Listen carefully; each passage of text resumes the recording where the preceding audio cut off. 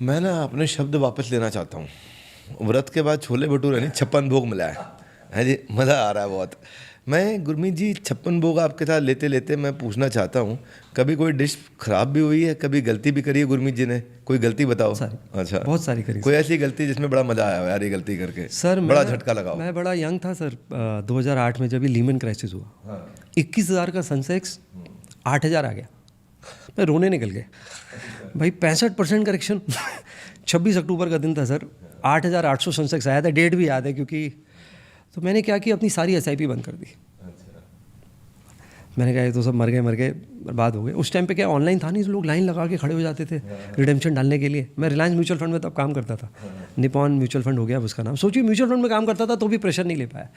एक SIP गलती से बंद होना रह गई, साइन मिसमैच हो गया, तो वो गलती से रह गई। रिलायंस का ग्रोथ फंड था वो, निपॉन ग्रोथ फंड।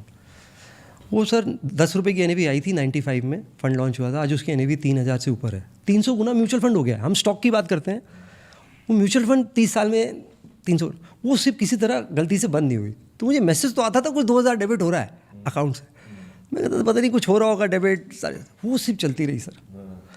तो एक दिन जब मुझे घर खरीदना था 2018 में, मैंने उसकी वैल्यू चेक करी, तो मैंने कहा ये 16.5 लाख कहाँ दिखाई दे रहा है। तो अब देखा कि वो सिर्फ बंद नहीं हुई, तो तो वो एक गलती हुई। उससे उस समय बंद नहीं करता तो बहुत नुकसान नहीं झेलना पड़ता। दूसरा, मैंने कुछ कंपनीज ना सर जो समझ में नहीं आई, उनके कहने पे, लोगों के कहने पे ले लिया। मैंने फार्मा स्टॉक्स खरीदना शुरू कर दिया ना, मुझे समझ में आता था क्या सॉल्ट है क्या है। सन फार्मा खरीद लिया 2014 में। तो एक चीज़ मैंने सीखी अपनी गलतियों से कि जो ठीक से समझ में नहीं आया वो लेना नहीं है।